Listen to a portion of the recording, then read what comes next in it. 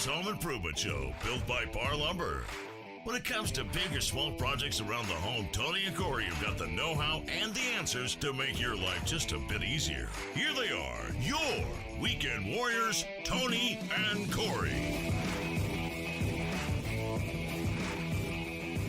Hey, welcome to the Weekend Warriors Home Improvement Show, built by Parr Lumber. I'm Corey Valdez. And I'm Tony Cookston. Thanks for tuning in with us today. We've got another great show lined up for you. Tony, we have one of your customers that patrons the Parr Newburgh store all the time. Yep. Why don't you introduce who we've got in the studio with us? I certainly will. We have got Larry O'Halloran with your Crawlspace guys. How you doing, Larry? I'm doing well, thank you. It's good to have you on the show.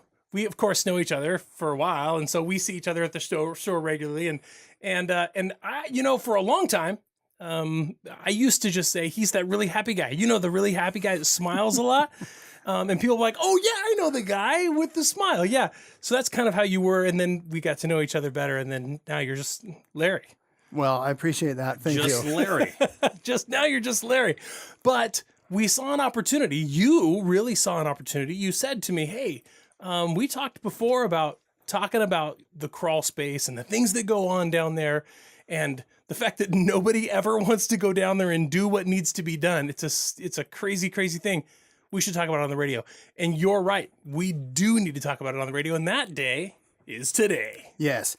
Well, we love crawl spaces. Most people hate them, and we love them. So I'll tell you who hates them the most.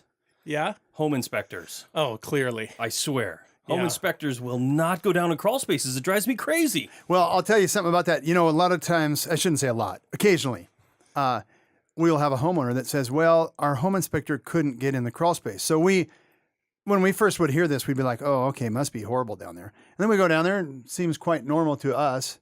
And we said, was he really big? No.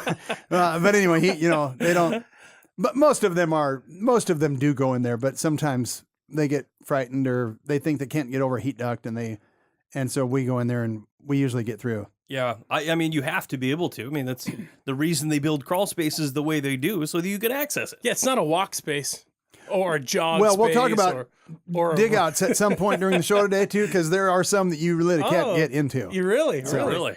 Set up like a little extra living space down there, maybe. Yes, exactly. Yeah, so definitely there's a reason why people don't like to go into the crawl space. And like you said, tight spaces, a lot of people don't like that, claustrophobic type things.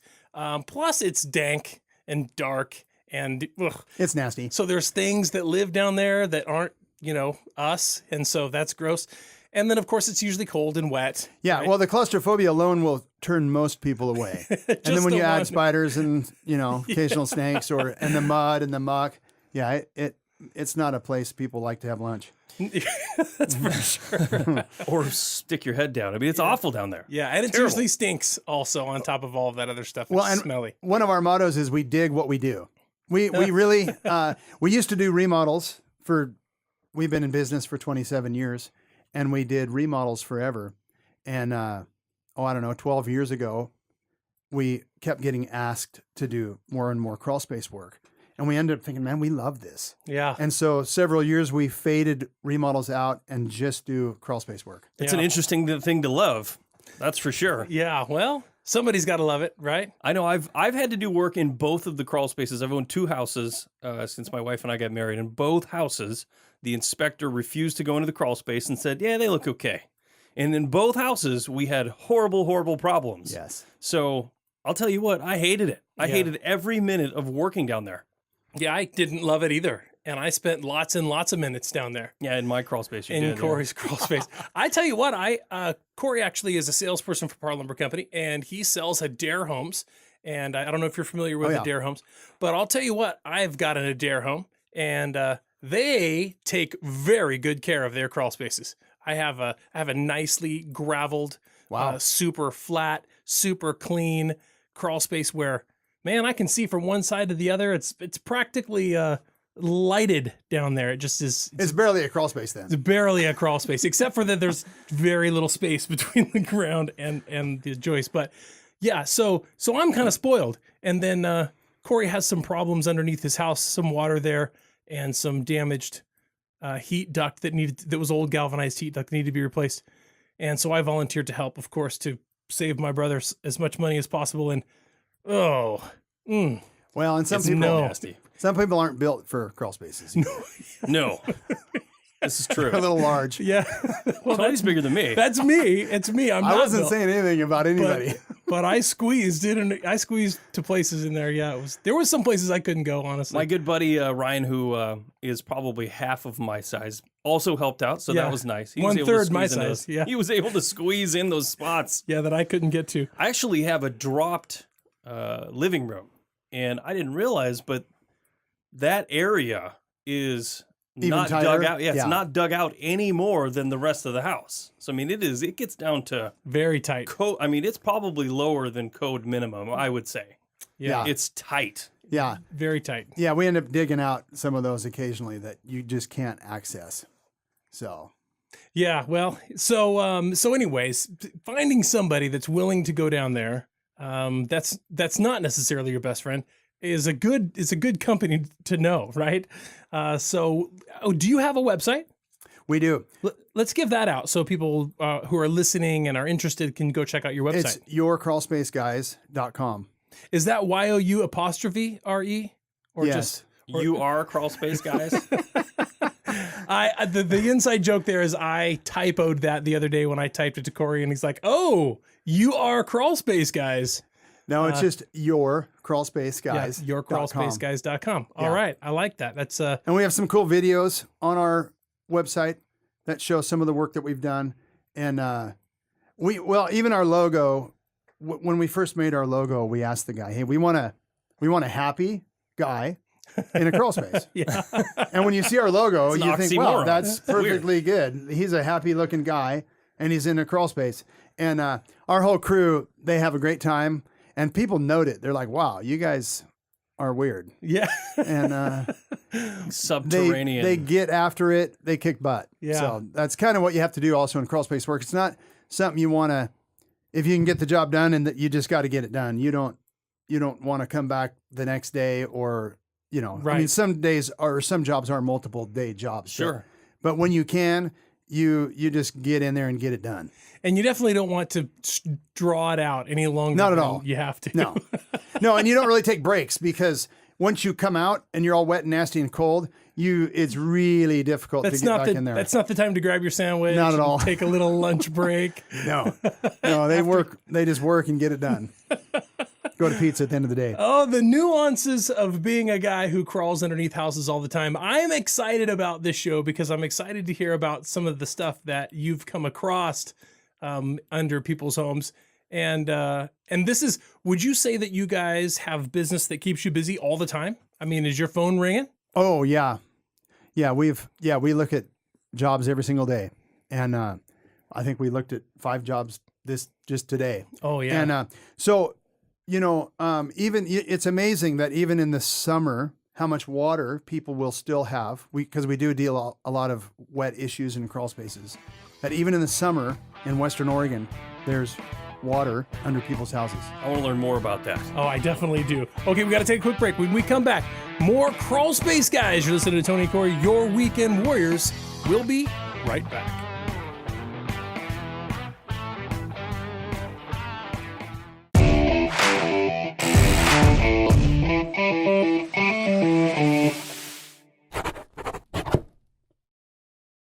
Tony and Corey, your weekend warriors, with a great quick tip for you. Corey and I are here building this mobile collapsible workbench, and we were just cutting 2x4, 1.5 inch thick, with his circular saw. Most circular saws come with an adjustable depth cut, and you need to have 1.5 inches or 2 inches to cut through 2x4, but we're moving now to 3/4 inch plywood, and we want to shallow up the depth of that cut so that that blade is not hanging out there when we're cutting something, potentially interacting with something that's underneath the surface that we're working with. It can be dangerous, and this is a safety measure that you should use every opportunity you get. Thanks for tuning in, folks. We'll catch you next time. Hey, welcome back to the Weekend Warriors Home Improvement Show. Thanks for staying with us. Today in the show, we're talking about our favorite subject, crawl spaces. Oh, yeah. At least that's... It's my favorite subject. Yeah, that's our guest's favorite subject. Yeah, we've got Larry O'Halloran with yeah. Your Crawl Space Guys. Your Crawl Space guys. Yourcrawlspaceguys.com. right? Yes, you got it. That's so Yes. easy. I love that. Your crawlspace, Which is crazy. You know, I just found out Larry lives around the corner from me. Yeah, you guys are This is practically neighbors. Neighbors. So weird. And how many times have you driven by his house and saw the truck and thought, It's more me drive by your house, probably. Yeah, well, no, I drive by your house all the time. Yeah. I didn't know who you were. I didn't know what your company was or what you did. So this is fantastic. Yeah, it's and it's great. funny because it wasn't me who got in contact. No, with right, It was you. right. It's kind of weird. Yeah, he's a regular customer at the Newburgh yard, and we've developed a relationship over the years, and this was something that was bound to happen, and now here we are talking about crawl spaces. Well, we appreciate you guys having us on. So, Well, it's good to have you. Earlier, during the last segment, you actually talked about a situation where you might be underneath the house and have to dig it out because you simply can't get past a certain spot. Is that something you run into commonly? fairly regularly. So, normally it's an older home that wasn't built with today's standards. But it'll come up in an inspection often, or people are just aware of it. But normally it's something, for example, somebody's going to sell their house, and then an inspector tries to get under their house, and they can't get in there, and it's for legitimate reasons because there's no space. Older homes at times they can be built literally almost on the ground, where there's 3 inches, maybe 6 inches of space, maybe a foot, but you still can't get under there. 18 is kind of a minimum. 18 From inches the bottom of the from under beam. the floor joists Correct. to the ground is 18. And then under the beams is typically a minimum of 12. So what we'll do, and these are great jobs. We love dig outs. Yeah. And they will kick your butt though. Yeah. We literally dig our way in, and then you push your way out. Yeah, you're just moving dirt, and we put it in tubs. We have ropes, we have conveyors, and it's a team sport. Wow. For sure. There's been times where a homeowner will try to do a dig out themselves. Sure. Have their buddies come over, but it's an overwhelm. It's quite spendy, honestly, to do a dig out. There might be some instances where it's just a small section of a house that needs to be dug out, 12 foot by 15 foot corner or something. Like under a sunken living room. Yeah, like under Corey's sunken living room. We'll be over soon to do that. But no, for example, we did this house in Newburgh a few years ago that it's probably 1,600 square feet house, which we ended up digging 35 cubic yards of dirt, which is 3.5 dump trucks of dirt. Oh my goodness. That's incredible. Under this house. By hand. And we love it. It's fun. And, it matters greatly how hard the dirt is. Yeah. If it's hard dirt, it's a different task. But typically, it's probably just the grace of God, because we most of the dirt is decent to dig out in most dig outs. But you go in there and you're literally digging yourself in, throwing it in tubs or throwing it on conveyors, and you just get it out from under there. Just get it out of get it out from under there. So I want to talk about some of these specialized tools. You have a system, obviously, that works for you. You said tubs, buckets, Conveyors. Yeah. So like my crawl space access is in the middle of my home. Yes. So you have to get it over to the crawl space hatch, which is in your floor, and get it up and then out of the front door. That would be a very difficult way to do it, and we have done it that way. But what we typically would want to do is we would literally come in, cut a hole in your foundation, in the side of your foundation, a little 2-foot space, cut the foundation out, and dig down so that we can set a conveyor in there. Now we have conveyors that will run under the house as well, smaller ones, but we have this big one that we use that can get the dirt out from the house and either dump it in a trailer or dump it, because you don't want to handle it twice. It's just so much work. Yeah. And so we try to dump it right into it. And even if it's too far, we'll get 2 of them and we'll piggyback them. Just conveyor all the way to the dump truck. Exactly. Yep. That's really smart. I did not envision digging out a crawl space that way. I literally was thinking some guy standing at the crawl space hatch, lifting buckets up through the floor to another guy running outside and dumping him. Yeah. I mean, that would be True incredibly difficult. Bucket brigade. True confession. When we first started doing dig outs, we did a couple that way and we said, this is not Not efficient. this hurts your back more than it should. And so, just thinking, all right, and so and a lot of, I shouldn't say a lot, occasionally there'll be older homes and we can talk about foundations because maybe there's not even a foundation. Right. Oh, And sure. so it's quite easy to dig your way in. But if there is, we just cut a section out. It's worth the effort to take for a couple hours to cut that out and have free access that whole time. So let me ask you this. What about, the structural integrity of the home? I mean, do you have to consult with structural Yes. engineers when cutting that concrete back? How does that work? Oh, well, the small amount of concrete we cut out for the foundation isn't typically, that's not where the structural issue is going to, be a problem. But when you do a dig out, you can imagine, so you've got the house is typically out in the interior is set on pier pads. Now, Right. granted, if it's not dug out properly, it's probably doesn't have adequate pier pads either, but there's something in the middle of the house holding up the house. So typically there's a little concrete block, like normal construction. And so the house is resting in the middle on those blocks. But when you dig out, now you're digging around those. So now it's sitting on a little pinnacle of dirt, Yeah, right. which Which is not unsupported by anything around it. yeah, and that's not structurally what we want. So we end up also in the process of these dig outs, we end up replacing typically all the pier pads and posts. And honestly, when they're tight like that, they're typically not built correctly either. So we end up adding beams. Oh, yeah. And we have a structural engineer that we use that can tell us where to put beams and where to put pier pads and such. Wow. That's a really, really cool thing. I mean, honestly, just being down in the 2 crawl spaces that I was in, I lived in a little house in Cedar Hills, and that crawl space, I mean, Tony was down there. Yeah. It was, You get dragged into all of his projects, don't you? I do. yeah, You guys really are the weekend warriors. that's a fact. Yeah. But, I was down in when I was down there, clearly, half of the posts were barely on the concrete pads. You're supposed to have 4x6s at all your splices. Half of them weren't that, the case. I mean, that thing in an earthquake probably would have just fallen over. Yeah. So Yeah. so you're structurally upgrading the building. Yeah. So in these dig outs, again, that's where our slogan came. We dig what we do. Because I love we that. do a lot of digging. Yeah. And so the guys get pretty excited when we do dig outs. And again, if you attack a dig out with just a couple of your buddies, you will get way overwhelmed. So to kind of go back to what you asked before about some of the tools and some of the things we use, it's basically little minion shovels. Yeah, like little spades. Yeah, little spades. You can just buy them at Home Depot or Lowe's or something. And we use hammers. Or Parr. Maybe you can get them at Parr. Probably. Yeah, you can buy them at Parr. and you can, they have, and hammers, a claw hammer works beautifully because you got to loosen the dirt. Yeah, that's- You're not going to put your foot on it and dig it out like a shovel, Yeah. You got to get to where you can use your arms. So it's got to be soft enough to move the dirt. So we use shovels, we use picks. And occasionally we'll put a spade bit on a roto hammer.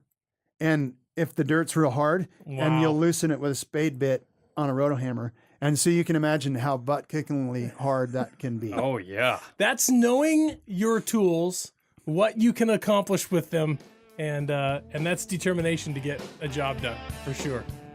Okay, we got to take another quick break. When we come back, more with Larry O'Halloran and your Crawlspace guys. You're listening to Tony and Corey, your weekend warriors. Don't go away.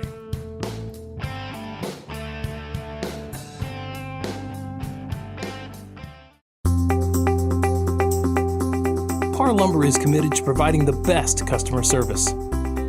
We provide personal service. We're problem solvers. We're positive and courteous. We're competent and professional. We are committed to delivering exceptional service every time. We're appreciative and we care. We are Parr Lumber.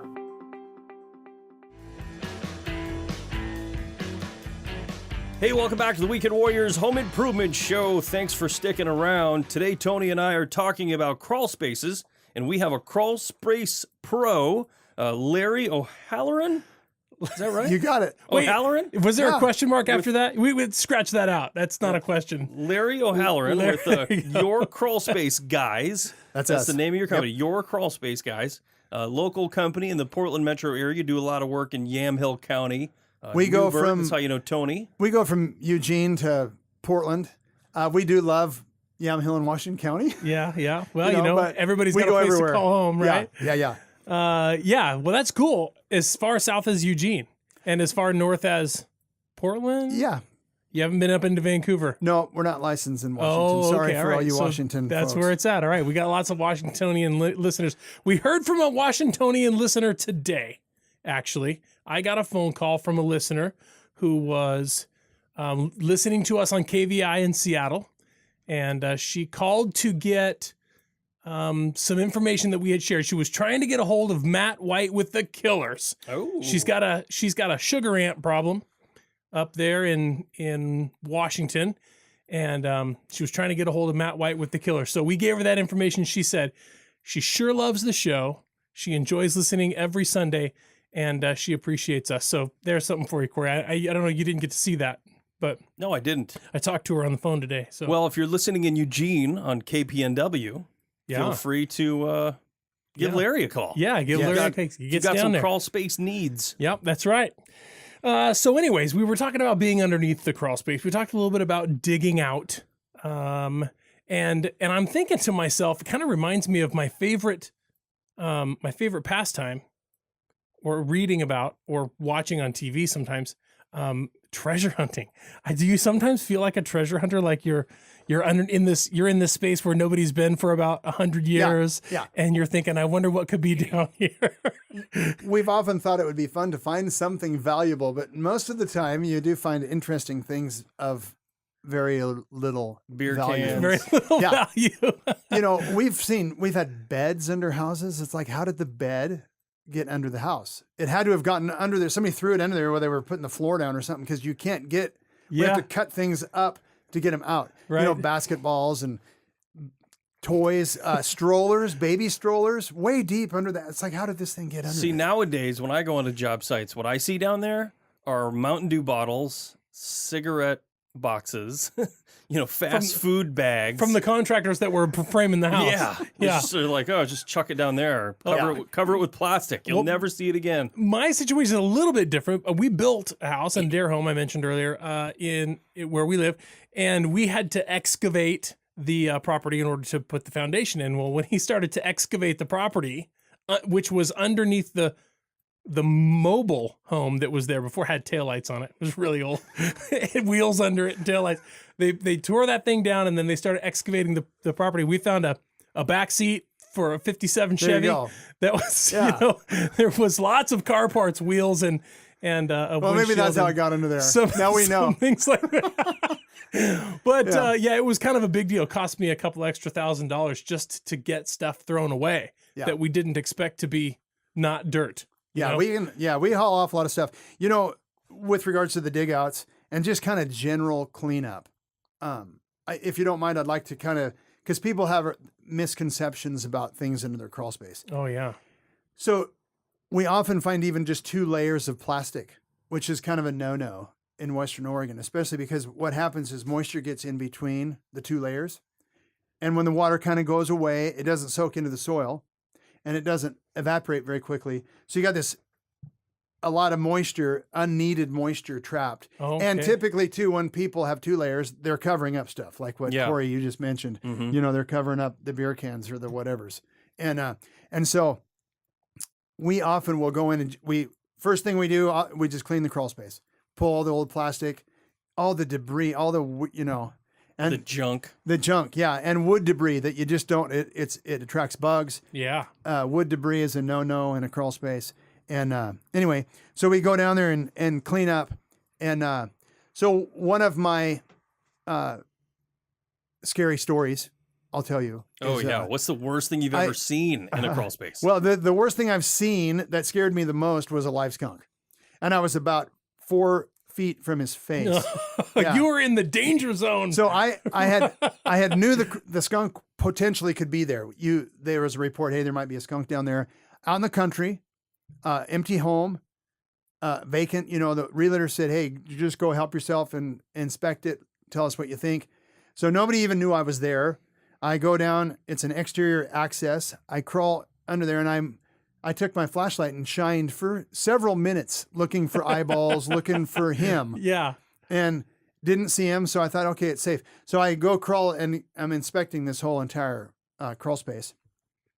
And in the middle of this house is a chimney that went down through the floor, and it's, you know, the bricks go into the dirt. Sure. And it had been undermined by rodents, maybe possums, Sure. or maybe the skunk. Or whatever. And that was one of the things that we were looking at actually to fix. We were going to fill it in so that it wouldn't be undermined the way that it was. So I'm looking under there. I'm looking all around the chimney. Yeah. I had spent. And are you 15 on your belly? I'm on my belly. Okay. Yeah, it's a tight that crawl. yes. It's very tight. Okay. Probably so 18, you were 20 literally eye to eye with this Yes. guy. And I had been around him for 10 minutes, and he had mercy on me. Oh.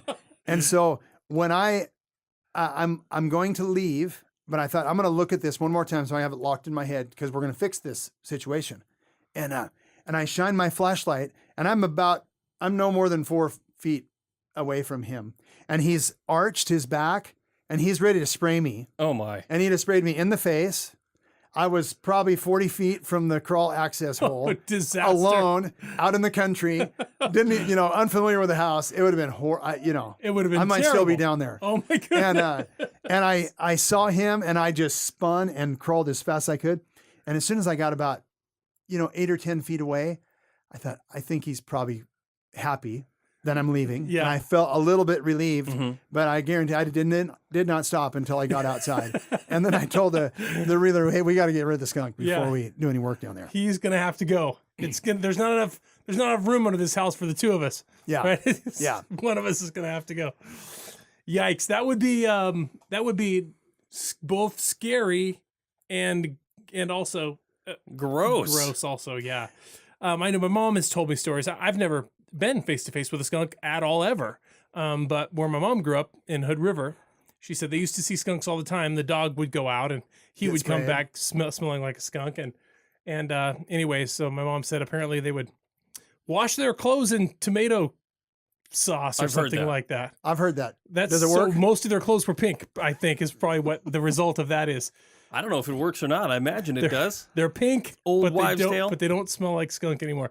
Yeah, that's what I've heard. So I don't want to test that theory. I don't want to know how you get rid of skunk smell. I don't want to know. No, I don't either. And I'm glad that I don't know. That's where I'm at on that.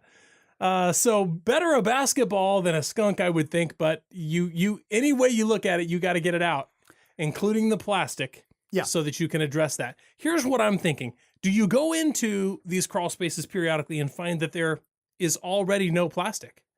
Yes. So, Yeah. I mean, it deteriorates, or it was never there, or something along those lines? So I can tell you too that regarding the dig out thing and the no plastic, a lot of times if there's no plastic, and if it's a tight crawl space, there's often not adequate space for anybody to get down there and put a vapor barrier in the first place. So you typically, if there's no vapor barrier, you're going to have some rot issues.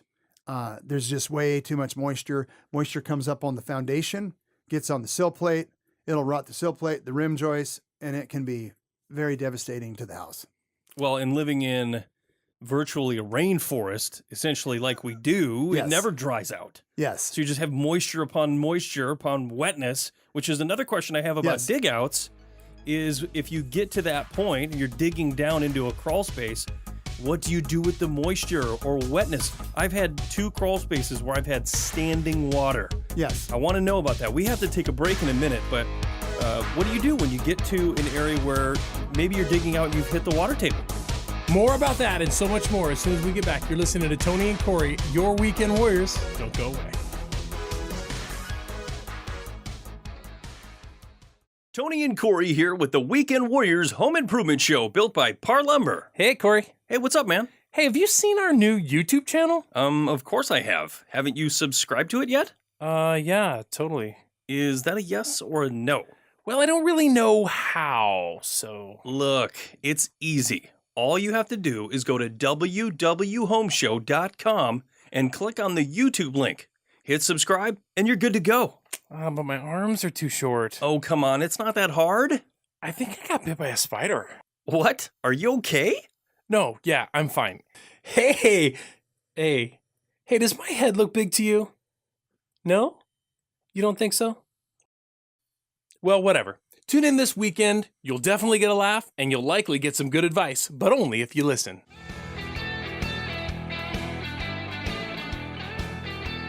Hey, welcome back to the Weekend Warriors Home Improvement Show. Thanks for staying with us. Today, Tony and I are talking about crawl spaces. We have a professional crawl space guy here, your crawl space guys, Larry O'Halloran. And we've been talking about the things that you do, Larry, under the crawl space or under your home, which is your crawl space, and what you do down there to make them so much better. But I want to take a quick second. If you haven't already, go check us out on our YouTube channel. We are recording this right now. We're our video podcast. It's going up on YouTube. And we're also on Instagram at WW Home Show. We're on Facebook. You can check us out there. So go ahead, subscribe, like, do whatever that is you need to do. But that'll keep you up to date on all of Tony and I's stuff. Yeah, I tell you what, when you mention that, it makes me think about actually the ad that I heard for your business, the Crawlspace guys. I absolutely love that ad. You said it was recorded by some guys at a radio station in McMinnville? Yes. What radio station is it? The KYCL or whatever it's called. Yeah. Awesome. The local radio station in McMinnville. They nailed it. They made this. We they know too. We dig what we do. We love what we in our work, and they are fascinated by crawl spaces as well. I actually want to hear that ad. Let's let our listeners hear that ad. Go ahead and play that. Do you have work that needs doing under your house? But what lives under there anyway? And who you gonna call? For that job that needs doing in the crawl space under your house, call the Crawlspace guys. Wet and icky? It doesn't bother them. They install sump pumps, fix dry rot, dig out tight crawl spaces. The Crawlspace guys for anything that you need done in that crawl space under your house. Check them out online at yourcrawlspaceguys.com or call them at 503-980-1564. The Crawlspace guys in Mac. That's who you're gonna call. That is a great ad. That's I pretty absolutely love that ad. Yeah, we love it too. They just nailed it their first attempt. Yeah. And that's a keeper. So. Yeah. Who well, are you going to call? That turned out really great. I love that. And that's absolutely telling your story. You talked about sump pumps, installing sump pumps right there in that ad. So that's obviously something that you guys do. When do you find that it's, do you sometimes go over and somebody says, hey, look, this is what's going on. We got water under the house. We need a sump pump. Yes. I mean, they already know that's every what the week need is. So if you can avoid a sump pump, we will avoid a sump pump. Occasionally you'll have a low point drain. Well, most newer homes have low point drains. The problem with the low point drain is it's not low enough. It's never low enough. It keeps you from having 6 inches of water under your house, but it doesn't keep you from having 2 or 3. Right. And 2 or 3 is just as bad as 5 or 6. So, Sure. So what we do, if we can trench, okay, so just to kind of educate folks a little bit, because people will say, well, we put a sump pump in our house, but we still have all this water, because oftentimes they don't trench. So we would typically go down there and we'll pull all the plastic and remove it, throw it away. Any debris, whatever's down there comes out. We'll dig a trench system around the whole perimeter, down the middle, kind of as we see fit. We work with the topography. We look at the house and say, all right, this is what we're going to do. And we dig trenches. We put in perforated pipe in all the trenches, and you really literally just create a mini drainage system down Like there. a French drain. Under your house. Exactly. Yep. Direct all those trenches to a low point that we choose where we're going to put the pump. Mm-hmm.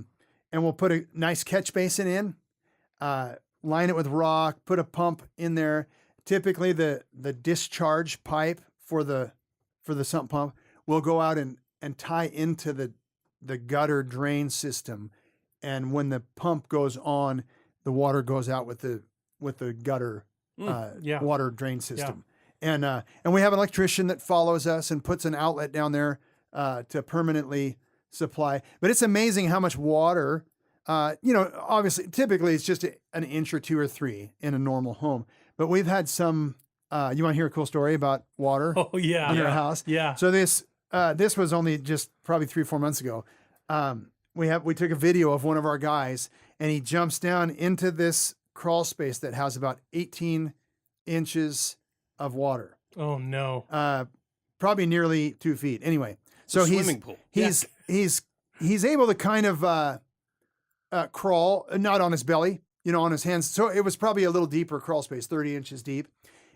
But the topography fell off though to such that it was 5 feet of water on the far end of the house. Oh no. And what we're wanting to do is get down there with a sump, with a temporary submersible pump, so we could get rid of the water, so we could do the work and put trenching and get a permanent fix for this house.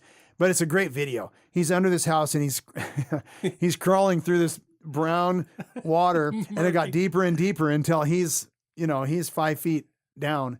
And anyway, yeah, that's a funny story. He had to go down. He had to go down to the water. We wanted him to go down to the deep end so that he could put the pump down there. Right. So we could leave it for a day or two and suck the water out, so And we he could come did. back and he did. Yeah. I mean, he was at some point, his entire body, head and all, was Yes. underwater, Well, and he was placing the pump on the ground. I think he dropped it. Oh. He dropped it. He kept his head above, but he lowered it down. It's on a cord that you can, Sure, it sure. holds its own weight. And then he had to doggy paddle back. And they had doggy paddle back. Yeah. Yeah. That's wow. horrible. That's unbelievable. Well, I think you would be fairly proud of Tony and I.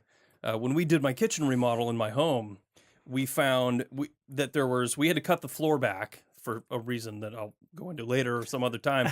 But when we pulled that floor back to the crawl space, there was, I don't know, 8 inches, 10 inches of water. Oh. Yep. Standing water. I had the summer before Tony was down there, and he had helped pull all of the old ductwork out, and I had an HVAC guy come out, and he installed all brand new flex duct, insulated, soaked. Yes. Totally wrecked.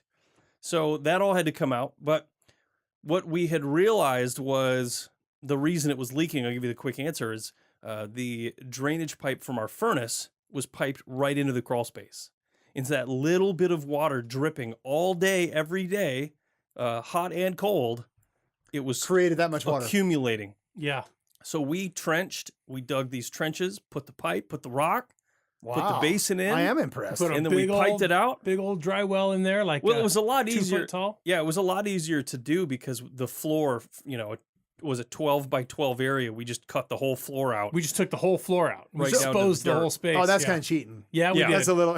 We definitely did. But while that floor was out, we had to dig a 2 foot by 2 foot by 2 foot pier hole to pour a block Yeah. to post up to a beam that was installed incorrectly. and was not supported. Yes. A So- beam carrying the second floor with no support. Wow. Yeah. We deal with that kind of stuff too. But Yeah. But so if you guys ever quit Parr, you can come and help us. That's right. Except we You don't. are your crawl space guys. Except we don't love it as much Oh, as you you don't, do. yeah. See, I learned one thing after doing that project. Yeah. I would hire you to do it again. I would never do it again, ever. Yeah. It was awful. It was a lot of work. It was So lot much of work. a lot of hard, physically demanding work. Yeah. Yeah. Well, that's why I like back to the sump pump thing. People will put a sump pump in, and it'll help certainly, but to keep your crawl space dry, that trenching is required, and that's where most of the homeowners it's too much work, Yeah. and it's too difficult. I'll tell you, we did not trench the entire perimeter. We did not do that. We trenched where all of the water was standing. And that, like 12 feet in one direction, 10 feet in another. Once we determined where it was coming from, it was easy for us to determine where the But trenching you got rid of the needed to be source done. of water too, so it shouldn't be. We an also issue. did that, yeah. Yeah. But I tell you what, I'll hear that thing kick on once or twice a year. Yeah. When there's heavy, heavy rain outside, I'll hear it kick on and Every time he pump says, that water out. "So glad we did that." Oh, yeah. As In much work the as it house was. I lived in a year ago, we had a sump pump, and it would go on in really rainy times. It would go on every 10 minutes. Wow. Oh yeah. So we had 4 or 5 inches of water under there when we first discovered it. Wow. And since we are your crawl space guys, we thought, well, we better go fix it Yeah, that's right. since it is our house. Yeah, absolutely. And you didn't have to hire somebody to do it. So look at how much money you saved. That's right. It's absolutely a great idea. We touched on rot, finding rot in those places where the ground is needing to be cut back and the plastic is not in there. This leads me to a thing where I feel like very regularly the job that you set out to do becomes a completely different job. And is that something that's become commonplace for you?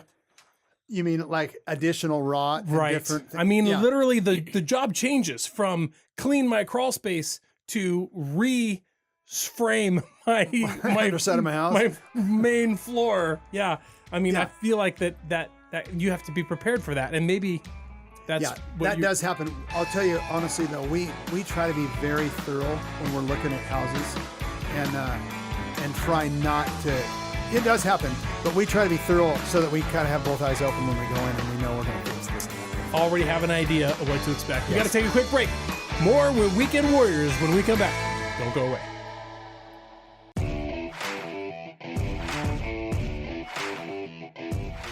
You're listening to the Weekend Warriors Home Improvement Show, built by Parr Lumber.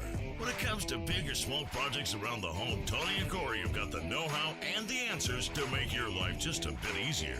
Now, here's Tony and Corey.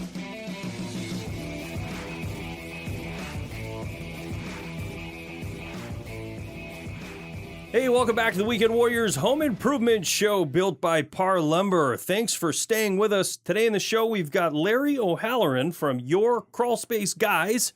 He's in the studio with us talking about digging out crawl spaces, cleaning them up. What are some of the other things you guys do, Larry? Well, we do a lot of rot repair. And when we say rot repair, it could be wet rot from wet, moist lumber, or we do find a lot of powder post beetle damage. Little bit of termite or carpenter ants, not so much. Mostly powder post beetles. What is and rot. powder post? What is a powder post beetle? Well, I know what the beetle actually looks like. You haven't seen it. No, but I sure see his damage. Oh, you see. So it literally will turn the interior of the lumber to powder. Wow. Like you can take a beam and take a hammer and drive it, and it looks decent from the outside. If it gets really bad, it will start to manifest itself on the outside too. A lot of times there's little tiny pinholes, but the interior of it is literally powder. wow. That's crazy. I was in a crawl space just yesterday off of Holgate in Portland, and the beam holding up and this is the middle of the house. This is not the perimeter. I'll tell you about that whole house. It's kind of, it exemplifies what we're talking about with powder post beetle damage. But the beam was destroyed enough in the interior of it that the weight of the house was crushing the beam. So the beam was starting to have the smash into the post that was holding it up. Yeah. And the house is moving. The perimeter of that house, because of the powder post beetle damage, the rim joist, the sill plate, was damaged to an extent that it was the weight of the house was starting to crush. And so instead of an 1.5 inch, sill plate, you've got 1.25 inches, almost down to 1 inch. Just collapsing. Yeah, it's just smashing it. Wow. So, anyway, we fix all that kind of stuff. Wow. Well, that's a major, major, major undertaking. I mean, you did say that you were remodeling before, so your expertise is not limited to being in the crawl space, but actually you can see a pretty much a big picture if you're replacing Structural things. Yeah, structural things like posts and beams and sill plate. Yeah, so a lot of times too with the sill plate on the exterior of a home, we attack it from inside and outside. Often with a sill plate, you'll have to go out and replace the bottom course of siding, remove it. Oh yeah. So you can get to that sill plate, and it's often the sill plate. It could be a rim joist, could be multiple joists depending on the style of construction. And usually if it's that bad, then it can get into the subfloor. And if the subflooring's bad enough, at times you have to remove flooring, and you really you'll cut holes in people's floors. That's incredible. Yeah. Have you been in a situation where it was so bad that you had to just go in the house and then take up the floor, take up the subfloor, and expose that? Yeah. And do all that work. I mean, sometimes you can replace things from underneath, Yes. but when it reaches the floor sheeting or the decking, at some time you have to replace that. If it's a hardwood floor and it's not too bad, we can often plunge cut and get to where just we remove the subflooring and leave the hardwood floor intact. But if it's a very large section, you just can't. And so, yeah, we've had houses where, you're going around the perimeter and you're cutting 4 feet, 6 feet out from the wall, sometimes 12 feet, and you're removing all the subflooring. And so you walk in, there's a big hole in your house, in your floor, and we have to fix all that stuff. And normally there'll be beams and posts, and if it's that bad. So I'm gonna just take a really quick detour. Go ahead. And I'm going to talk to you about your emotional side. Do you get heartbroken when you have to tell a homeowner this just went from $15,000 to $50,000 or something like that? I mean, if it's the floor that's under their cabinets, Corey's kitchen, which was covered under insurance, thank goodness. Corey's kitchen, his cabinets were custom made, and they were part of the floor. I mean, when the floor had to come up, the cabinets had to come up, and when the cabinets had to come up, the wood on the walls had to come up, and the wood on the ceiling had to come off. Literally had to strip his entire kitchen because the floor got wet.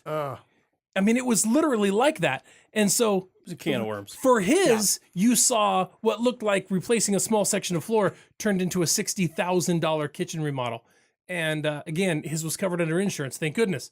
But do you sometimes find your heart going out to people who maybe Always. don't, and you're just thinking, I've got to go tell them. And the fun thing about Corey's kitchen, though, is you get to enjoy it and you see it.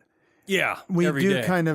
we do feel bad for people because Crawlspace money is not like fun money. Yeah. It's kind of Because sad they don't money. get to enjoy it. Yeah. They just It's only get needed. to know that it had to get done, but they don't get to Yeah. appreciate that new fresh paint smell. Or, It's needed, it's important, but it's not as fun as painting your front porch or Yes, something. it's funny because I would actually appreciate it. I mean, the kind of person that I am, I'm very, I like to look at the structural aspects of buildings and understand a healthy home. And having a crawl space like that full of water and rot, it's not a healthy crawl space.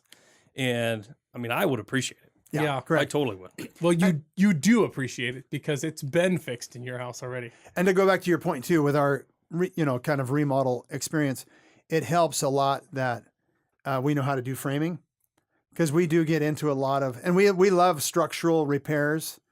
People often ask us, hey, and you'll find that older homes, maybe they weren't built with enough beams and posts, or the pier pads are way spread apart. And they're sagging. And they're think sagging. yep. There's deflection over the years. Things move, or you get this rot element into it with water rot or pest damage, and the house is moving. And so we love to go in there and we'll remove beams under people's houses. It's a task to remove a beam laying on your stomach in the dark under people's houses, and we love it. Yeah. So you talked earlier about the skunk that you came around. Yes. I don't know. Did you name him before you? No, I called him Mr. Skunk. Mr. Skunk. To the realtors, yeah.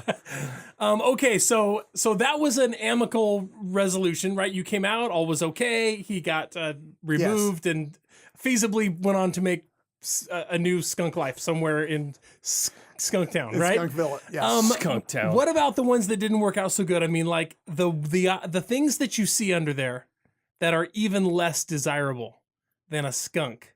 I mean, like snakes, for example. A lot of people just simply cannot deal with snakes, and yet that is an environment where you will find snakes. Have you found snakes? Yes. Now, ironically enough, you don't find very many snakes in town. Really? Yeah, but as soon as you get out of town in Western Oregon, More rural, huh? they're more rural.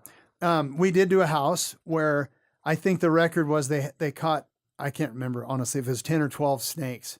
But we have one of our guys doesn't mind snakes. Now, if it's left to me, I'm fleeing and running. I don't like snakes.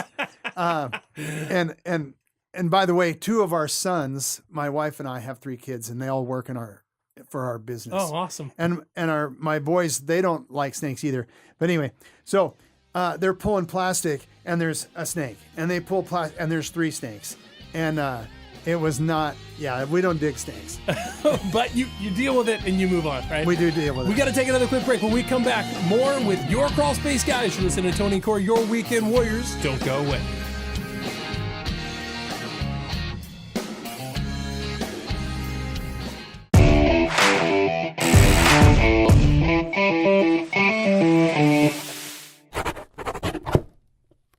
Hey, Hey, here's a quick tip for you when you're working with cedar.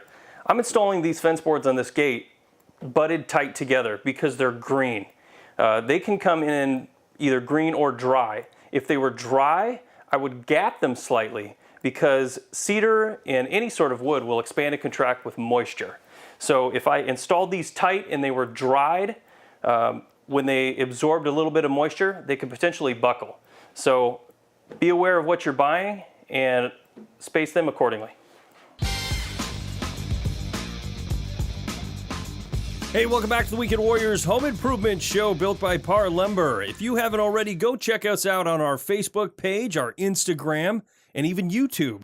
We're on YouTube right now. We're recording this. We're going to be airing it on there any day now. But go check that out if you want to listen. All of our videos, we're doing how-tos that are up there now. We've got some quick tips. We'd love it if you went and subscribed. You can also follow us on Instagram at WW Home Show. So go check that out. That makes me think, Larry, how do you get a majority of the business that you have? You said you're busy all the time, which is awesome. That speaks to the quality of the work that you do. But how do you get the most of the business that you get? Realtors. Oh, you know, and we love our realtor friends, but most people don't go under their house. So they don't really know they have an issue in their crawl space until they go to sell.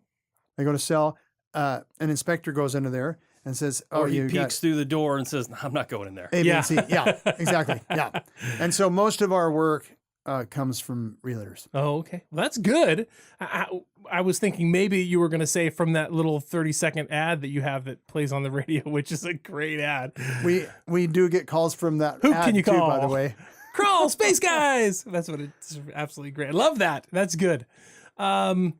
So you get a lot of referral business, obviously, because of the quality of your work and because of your reputation. I, again, referred to you for so long as just the guy who smiles a lot, right, at my store, which I thought was great.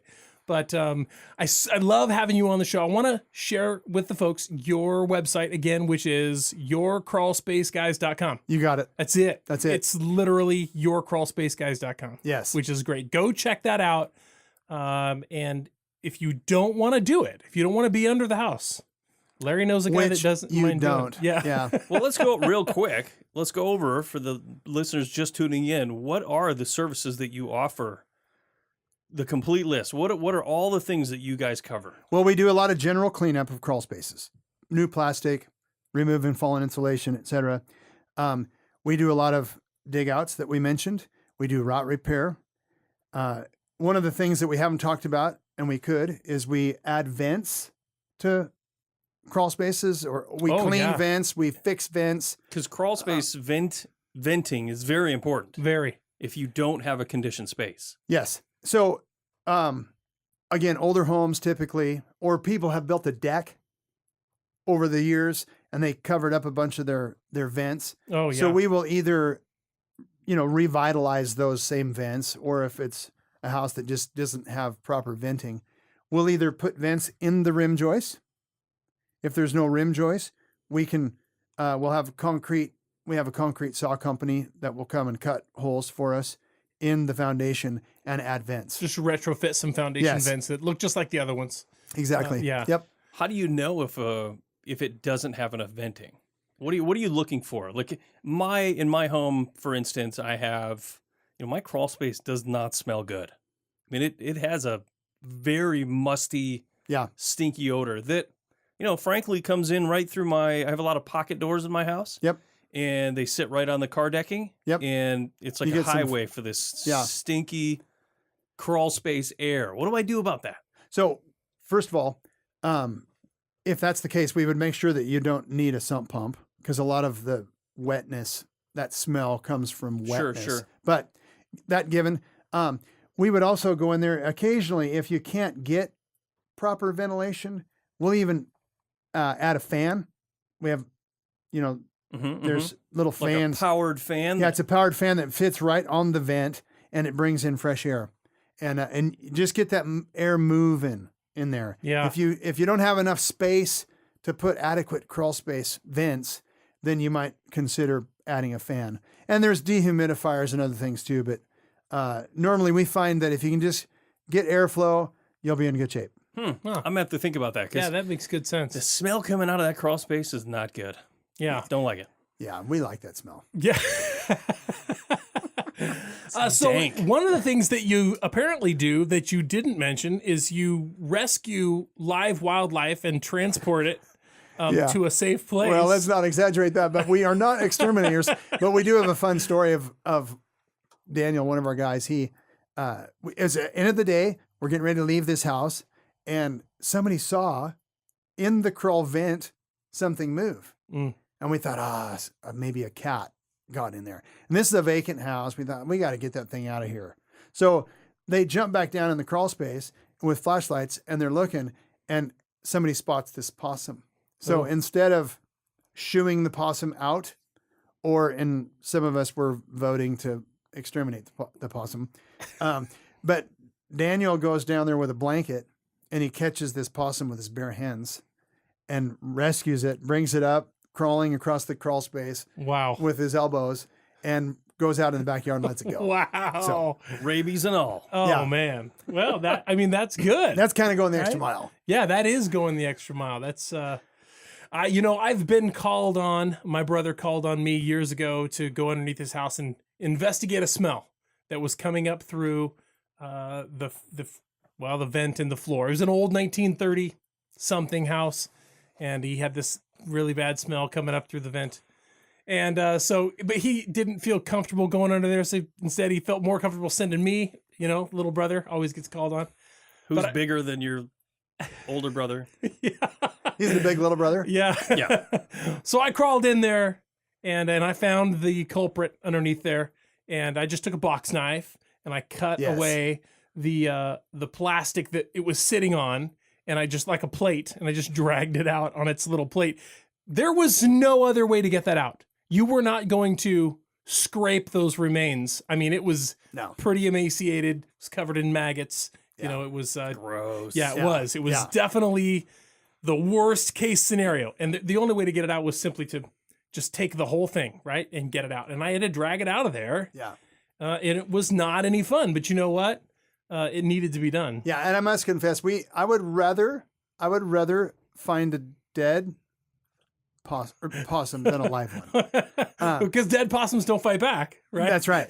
They won't, they're gross, but they won't bite you. Yeah, they don't bite. But no, we don't do it. Normally we've run into a lot of dead rats, cats. You're crawling and you put your hand in something and you just know, that's not mud. That's not a rock. What is that? And you look with your light and it's like, oh, that's a rat. No. And that happens. Or you pull plastic back and there's something dead in your face from years gone by. Yeah. But no, we definitely deal with that kind of stuff. You're definitely building a case for people to call you, Yes. because I don't want to do any of that. No.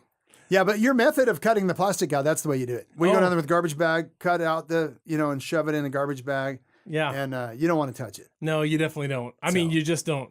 And then that was my appetite was gone. So free pizza later, I was not partaking in. I just couldn't seem to stomach it for whatever reason. But I totally see where you're coming from with those super difficult tasks that you have to take on while you're underneath somebody's house. Here's another super difficult task that I wonder about. Do you insulate? We insulate minimally, meaning by if meaning once every couple of years. No, just small areas. We're not really big insulators. We have another company that we use. Sure. I'll put a plug in for my buddy Troy Schultz. But so if it's a small area, we do often remove damaged insulation.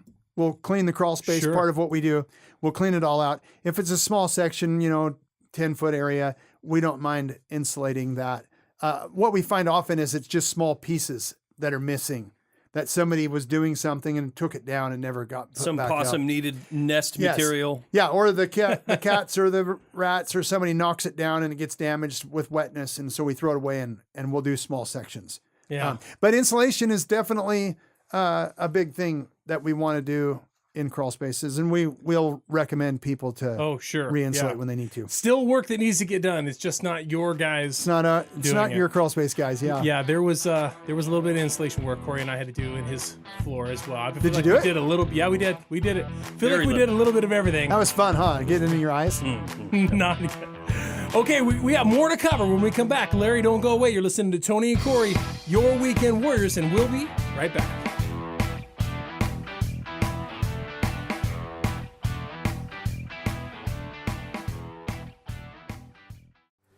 We're ready to put this on the wall, but we have to make sure we put it in the right way. The insulation is made up with the fiberglass, and then this is called the vapor barrier, otherwise known as craft paper or craft face. Craft face insulation, the insulation fiberglass portion goes towards the wall, and then you should see the paper face when you're done. There's a couple ways to attach this to the studs. You can pull this ear over and fasten it right onto the stud just like this. Or you can put this ear on the inside and fasten it to the inside of the stud. Both are acceptable. The sheetrocker would rather you have it on the inside than the outside in case the staples don't go all the way in.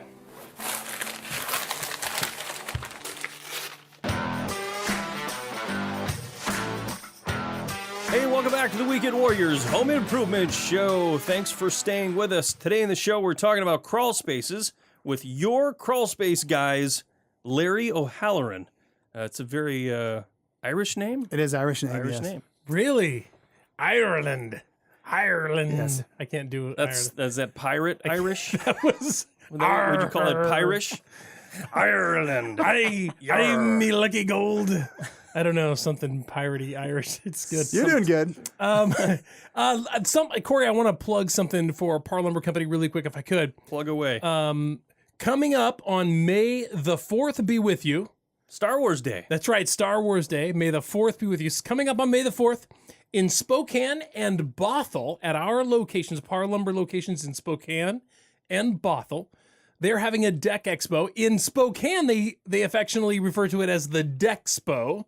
It's been called that for a long, long time. Yeah, so if you're listening on KXLY 920 AM in Spokane, In Spokane. the Dexpo. That's right. The Dexpo is at Parr Lumber Company on May the 4th.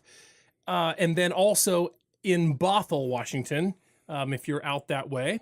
Probably listening on what, KGY KGY in Olympia. Olympia? Oh, yeah, maybe. I'm not sure where Bothell is. Maybe Seattle. KVI, probably. KVI in Seattle. 570.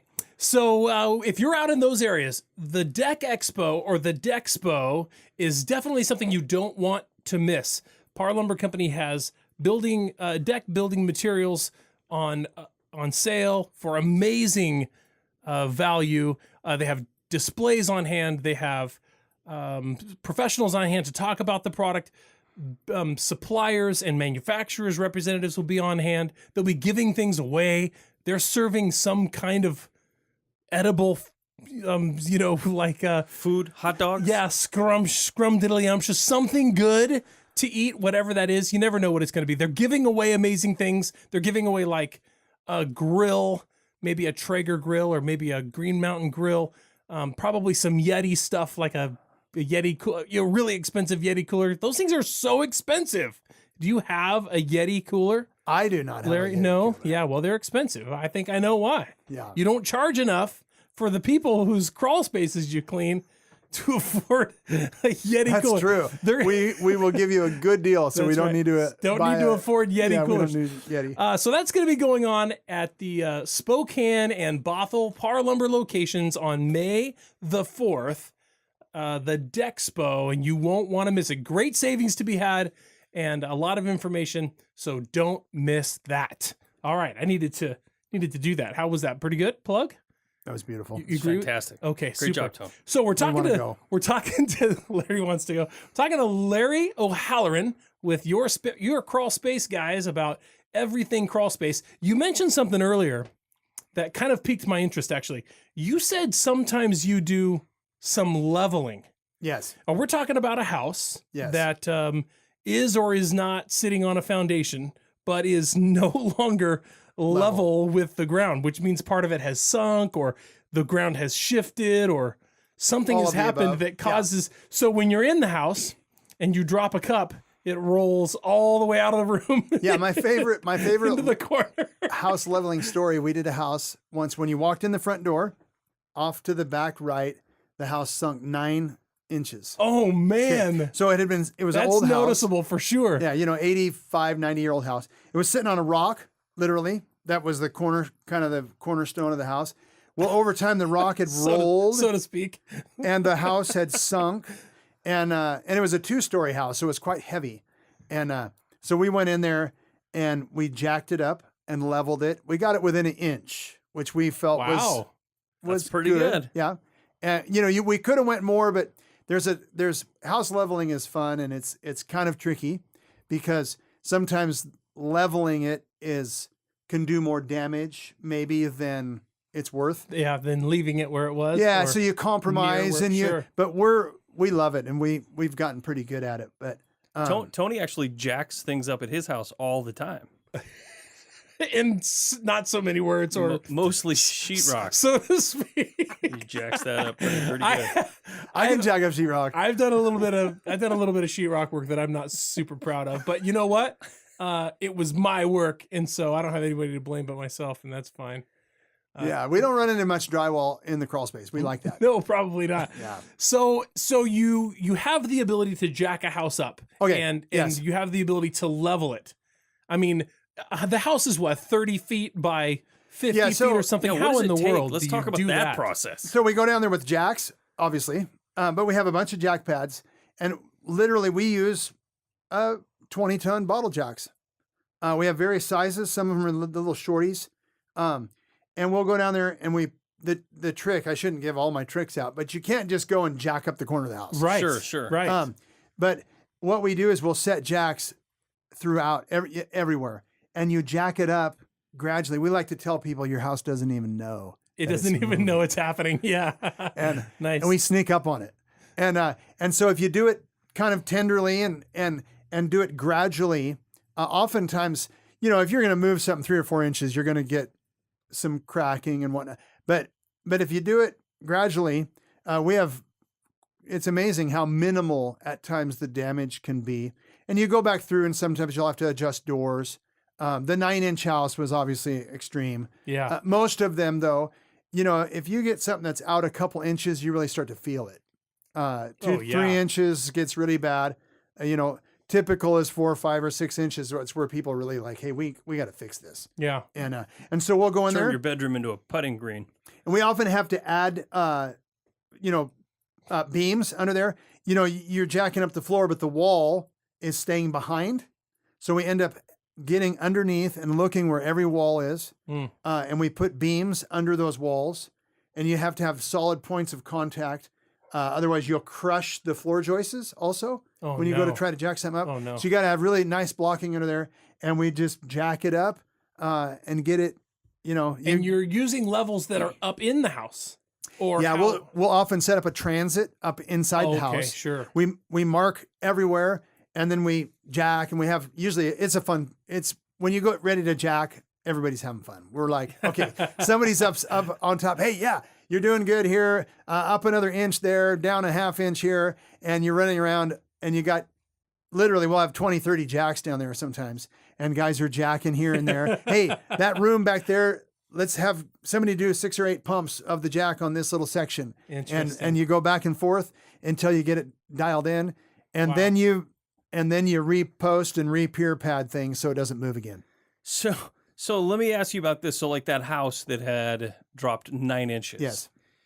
You jack the corner of the house up. Is it just 9 inches of air gap? I mean, what do you do there? Yeah. Well, that would bring.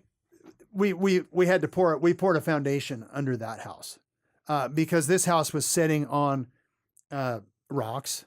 It was sitting on pieces of concrete. Sitting on a cornerstone. Oh, it's amazing too. It was on the cornerstone of the house. That's funny. It's amazing how much stuff will be holding up the house. Oh yeah. Blocks of wood, blocks of a rock, a stone, a log, a 57 Chevy. Yeah, an old car part, whatever. Carburetor. Yeah, I mean, I've seen a few situations like that in homes that are not, but you know what? Usually they have some skirting around that kind of covers all of that stuff. And then when you see the skirting come off, it exposes what's actually going on, which is that it's stacked on just about anything they could get to stack it under there. Yeah, which would open up to a whole nother topic of putting foundations under existing homes. We do a lot of foundation repair where a corner maybe has sunk, and we'll go under there and pour a broader, bigger footing, for example, under the footing so that it doesn't sink. Oh, sure. And there's a lot of different little tricks that we can use to fix foundations, but we really enjoy doing full perimeter foundations under old homes. Yeah, I want to hear about that. I do too. I want to see how something like that happens. We actually have to take a quick break, but when we come back, we're going to talk to you some more about maybe some foundation repair and some pouring new foundations under a home that hasn't had one. You're listening to Tony and Corey, your Weekend Warriors. We'll be right back.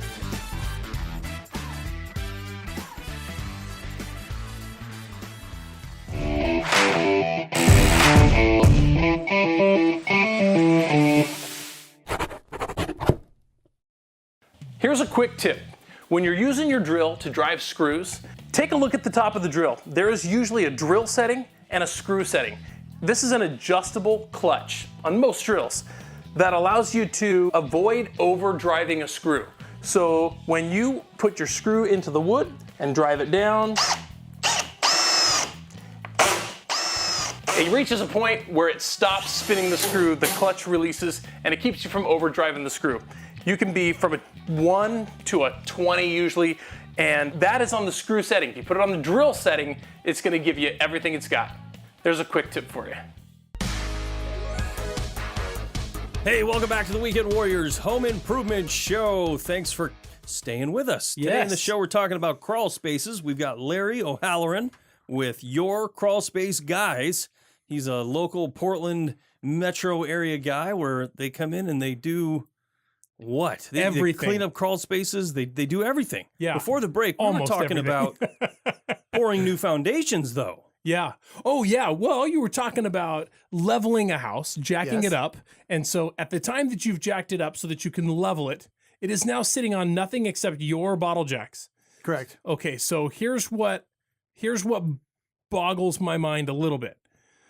Are you then going to, so the homeowner has decided that they would like to add a foundation. We don't have a foundation. It was always just these pieces of wood and then a stone in the corner with the cornerstone of the house.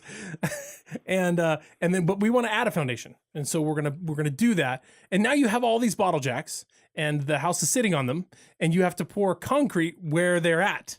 So so this is weird. And I'm thinking to myself, do you just pour segments of foundation first? No. And then pull the bottle jacks out and then pour new segments? I won't, I won't reveal all of our secrets. Are you revealing too many secrets by telling me this is cool? No, because I could tell you and you still aren't going to want to do it. It's very interesting to me. I just have to know. So we go down there. Now this would typically be an older home that doesn't have a foundation at all. Sure. That's What about I'm going to just sidemark here. Yeah. What about a foundation? What about a manufactured home? Have you poured foundations under manufactured homes? We've poured strips of concrete for tie downs, but that's quite simple. Oh, actually. okay. And we've done some brick work around. I shouldn't even say that because I don't. You don't want to do any more. We don't want to do that. Never forget I said that. Okay, I'm with you. Go ahead. But anyway, so typical example, farmhouse, or it's in the town, but it was the farmhouse in the neighborhood and the town grew up around it. Yeah. It doesn't have foundation. So we go down there and we will, as you mentioned, we'll set up, we go around the perimeter, but in about 2 to 3 feet. Okay. All right. We put beams. Okay. And we relieve all the tension, the weight of the house. So that now the house is sitting on these jacks. Now, to be fair, the interior, we don't really like the whole entire house at one time to be sitting on bottle jacks. We would prefer some of it to be still mounted on posts that aren't, quite as movable as a bottle jack. Although wobbly, top heavy, if you will. So we might do the middle first and get all that dialed in. And and put permanent posts and pier pads. Okay. And then go around the perimeter. So now the perimeter's sitting on these bottle jacks and, it's sitting on beams on bottle jacks. And then we dig out around the perimeter. And we have our buddy Jay Olette. He's an engineer that we use. Okay. That he would design which isn't rocket science, but we still have to have it engineered and permitted and all that. Not to take away from the amazing work that Jay Olette does. No. But he'll tell us. He is an engineer after all. He will tell us, here, our footing is going to be this big. And he usually gives us a couple options, because when you're laying on your belly, setting up concrete forms and then pouring that concrete, you want a couple options of maybe how you can design it. Oh, sure. Okay. So we will dig it out along the perimeter, and you typically have to dig a little deeper because you want your footing deeper, than the rest of the house. And so you got your footing, and we'll typically set our footing and our stem wall all at the same time. So you only have to do one pour. A mono pour, if you will. All right. Okay. Yeah. Which is a little tricky, but it's quite fun. And we add rebar and so there's a lot of work that goes into these houses. You might be there for 2-3 weeks getting it ready, and then you pour it in 2 hours. Wow. And yikes. Yeah. And so after we pour, of course, we strip the forms. And on a typical situation like this, you'll have a little bit of perimeter siding repair. But we'll put tie downs. We pour tie downs into the concrete and attach those to the house per Jay's engineering. Yeah. So you're almost kind of earthquake retrofitting. Yes. We do some of that as well. Even on regular homes where we might attach earthquake fitting to existing foundations. But yeah, we'll put clips and tie downs and fix the perimeter, and then the inside.